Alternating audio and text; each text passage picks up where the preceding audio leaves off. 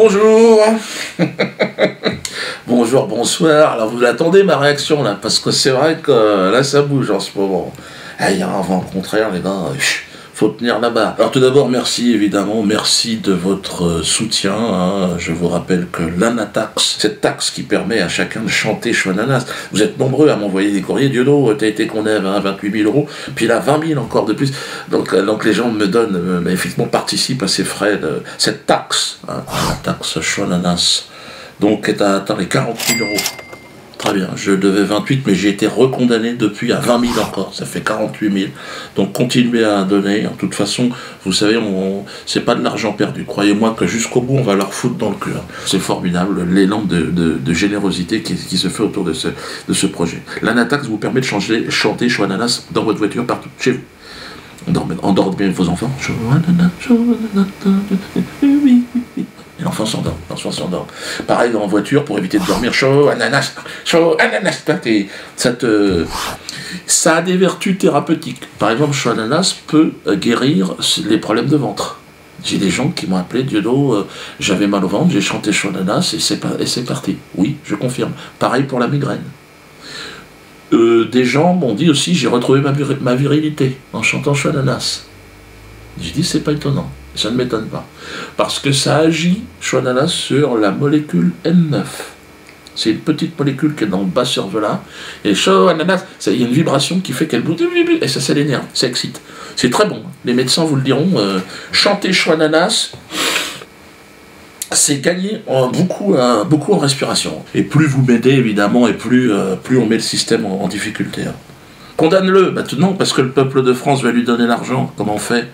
Donc là, ils ne savent plus comment faire, à moins qu'ils me foutent en taule. Je pense que c'est la seule solution. J'ai eu la sensation de n'être qu'un intermédiaire entre le peuple aujourd'hui et cette petite poignée de dirigeants esclavagistes. Donc le mouvement de la quenelle est arrivé, arrive au sommaire. Là, on est au cœur de toutes les attentions.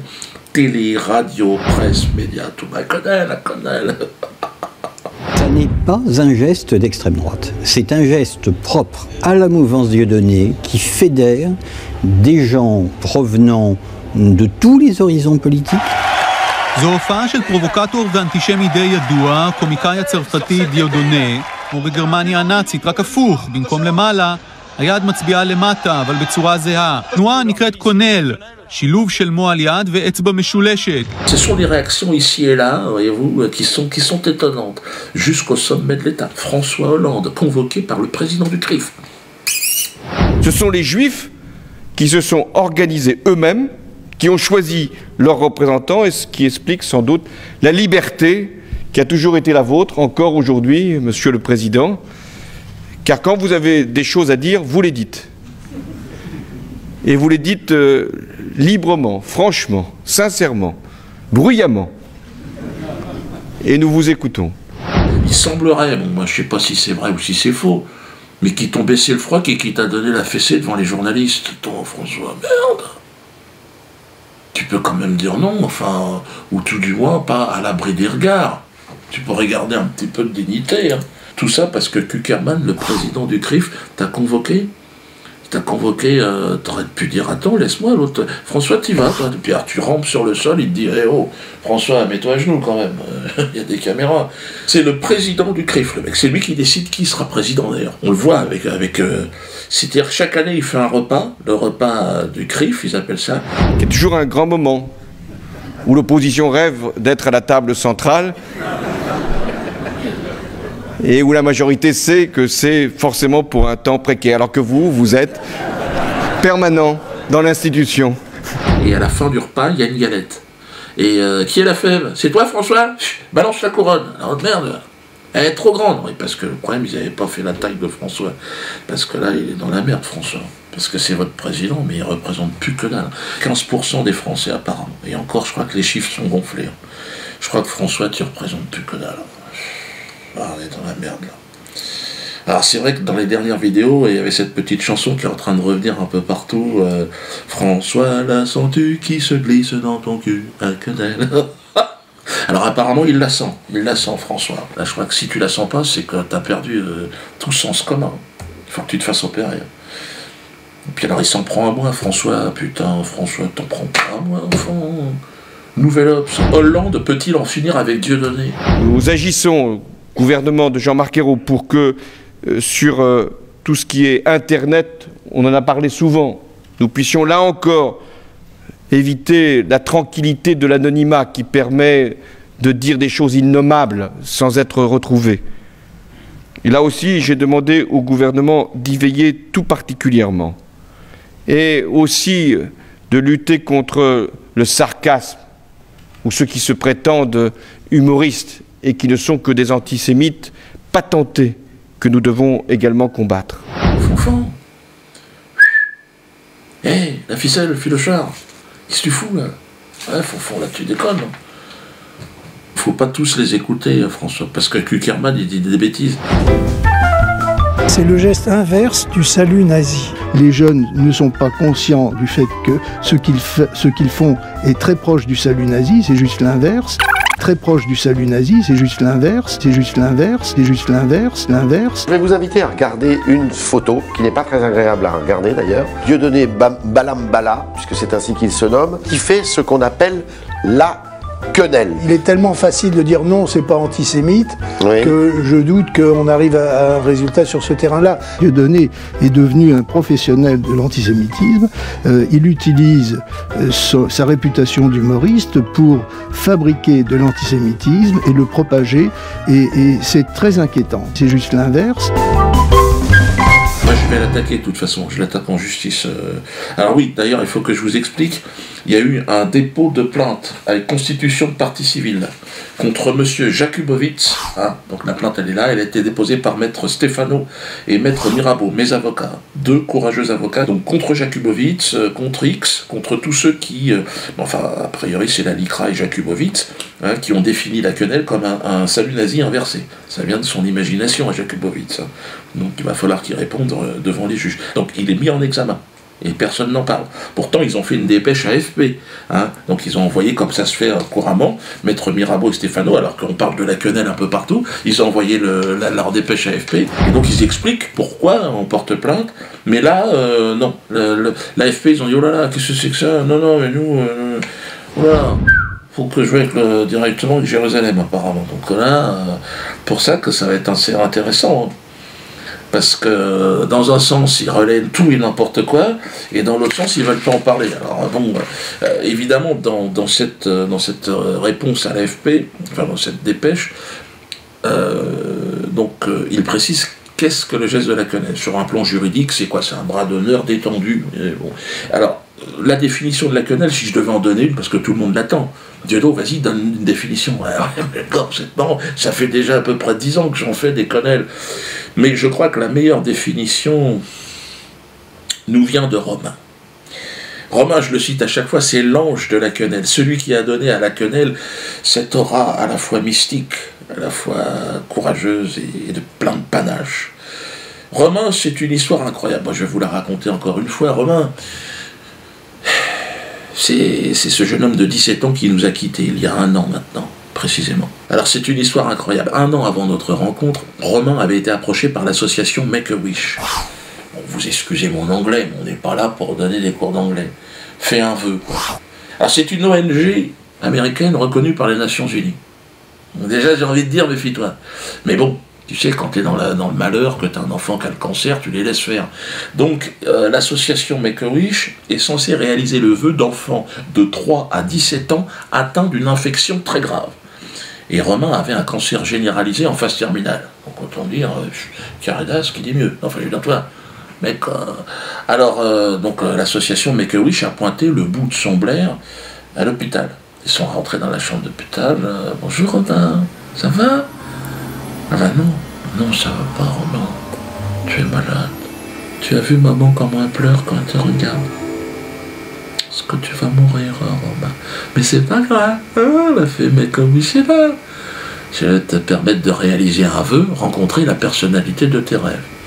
Donc, comme je vous l'ai dit, Romain, à ce moment-là, bon, il est plus tout frais, il est quasiment une momie, le gosse. Il a plus les joues roses, t'imagines bien, il est déjà en cuir. Et tout est niqué, parce que c'est généralisé. Donc, toute la tuyauterie, ça part en quenille, il n'y a plus rien. Au niveau du souffle, éteindre une allumette, c'est un projet sur 15 jours. Donc, la fée Make-A-Wish, tu vois, elle essaye de le motiver, mais il est quand même taquin, comme je vous ai dit. Hein. Donc il la laisse venir, elle dit écoute, fais Make-A-Wish, vu comme ça, j'aimerais rencontrer l'humoriste Dieudonné. Dieudonné, c'est moi. C'est une histoire vraie, hein, ce que je suis en train de dire. D'ailleurs, ça va apparaître en bas, histoire vraie, donc c'est véridique. Évidemment, la fée Make-A-Wish, quand elle entend mon nom, ou comme c'est une association plus ou moins israélienne, elle dit merde, elle appelle le médecin, vite, je crois qu'il fait un AVC, l'enfant. Alors le docteur arrive, non, il fait pas du tout d'AVC, elle fait Make-A-Wish. L'enfant, il voudrait voir l'humoriste français Dieudonné, parce que ça se passe en Suisse. Et puis ça faisait un petit bout de temps qu'il leur parlait de ce projet. Alors elle fait Make-A-Wish, elle dit oui, mais il n'est pas dans le catalogue. Make-A-Wish, vieux bonnet, tu veux pas Yannick Noah, regarde, Mousse Diouf.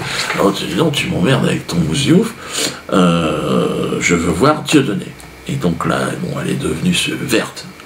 Une sorcière, elle lui a craché à la gueule, il paraît. Crève, enculé de cancer antisémite, et puis elle s'est barrée. Bon, Romain, il était mort de rire, vous imaginez bien le gosse. Enfin, façon de parler, bien sûr. Mais bon, c'est là que sa mère a décidé de prendre contact avec moi. Il m'avait envoyé une photo comme ça où il faisait une quenelle devant le scanner de l'hôpital, alors que t'es en phase terminale du cancer, quenelle dans le fion de l'institution médicale. J'appelle ça du panache. Et donc j'ai décidé de dédicacer mon film, le film que je sortais à l'époque, Métastase, un film, bon bref, qui reprenait aussi un sketch sur le cancer.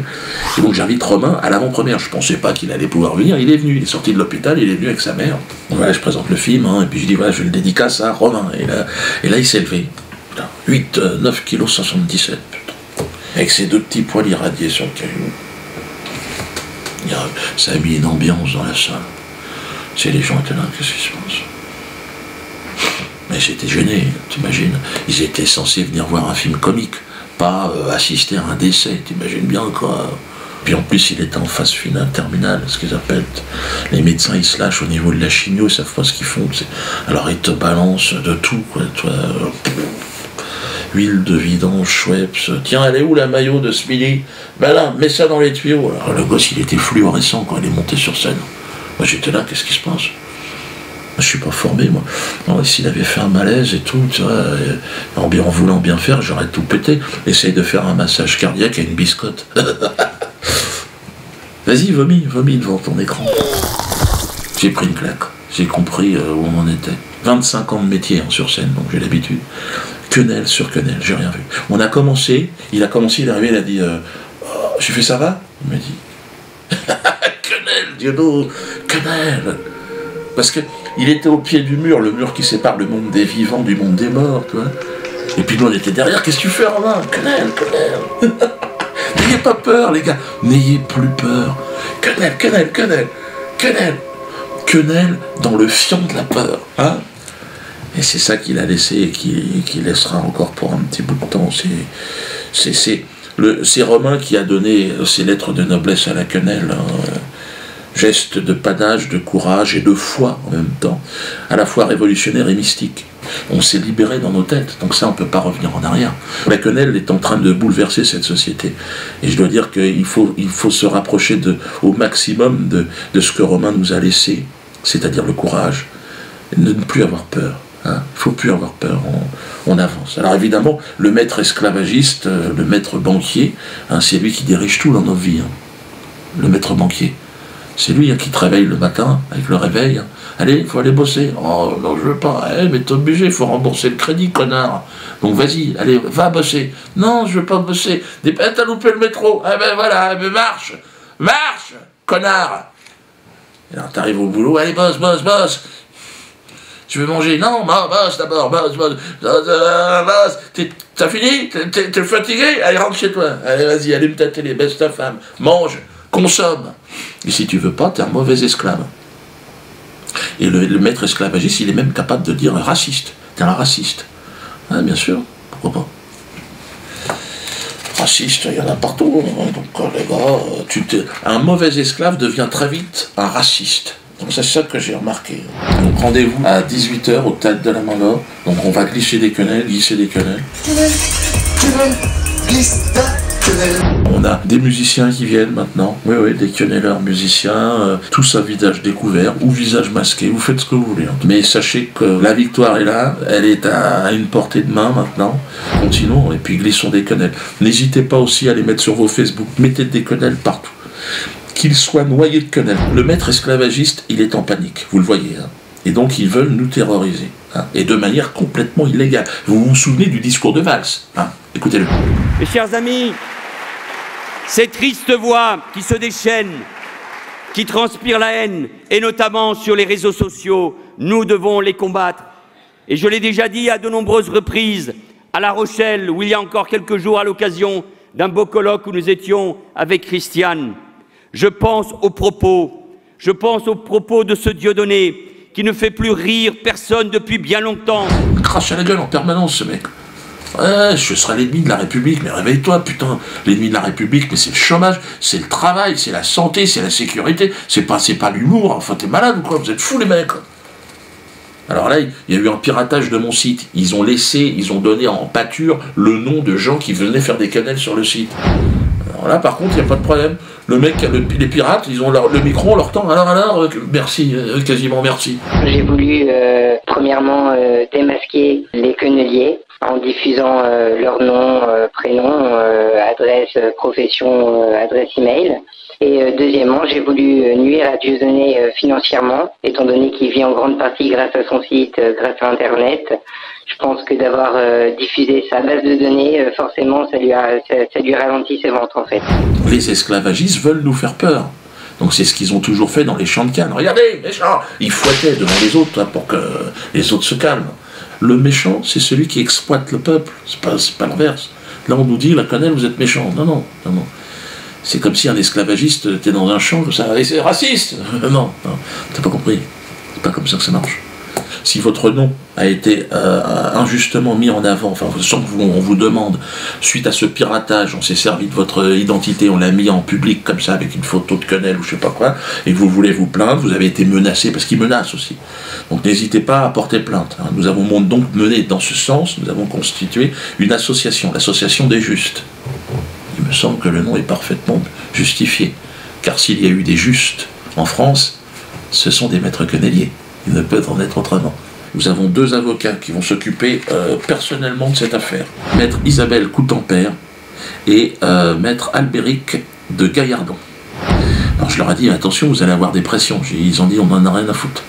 On va s'occuper donc des justes. Juste parmi les justes. Nous avons décidé donc de nous organiser, donc il y aura aussi en copie jointe à cette vidéo donc le texte qu'il va falloir que vous nous renvoyiez avec une photocopie de votre carte d'identité. Hein. Tout ça au 1 route, vous voyez, de toute façon l'adresse va apparaître là. Donc voilà, vous voulez vous plaindre, une photocopie de votre carte d'identité, votre adresse mail, votre téléphone, plus vous remplissez le petit formulaire qui est en pièce jointe. Vous avez compris ou pas? Donc Kuckerman, attends-toi à un procès, la LICRA, procès, et puis tous ceux qui ont été emmerdés avec ce piratage, on y va les gars, on avance. Le pirate qui, pareil, il bombe le torse, mais bon, c'est pareil, je veux dire, c'est le genre de rat, si tu veux, avec la moustachue, la tatouille, avec les moustaches. Sacré rongeur. Et tes leçons de morale, en tant qu'esclavagiste, si tu veux, on n'en a rien à branler.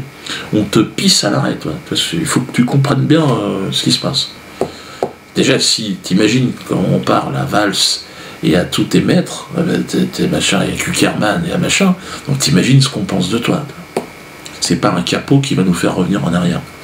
Donc on n'en a rien à branler, et puis non seulement on va continuer à glisser des quenelles, tous azimuts, 100%. Oui, je termine évidemment eh bien, par l'hymne, ce qui devient l'hymne. Alors il y aura un 2e couplet, on est en train de travailler dessus.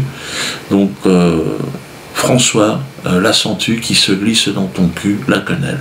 Donc derrière vos écrans, n'hésitez pas. Hein. François, la sens-tu qui se glisse dans ton cul, la quenelle.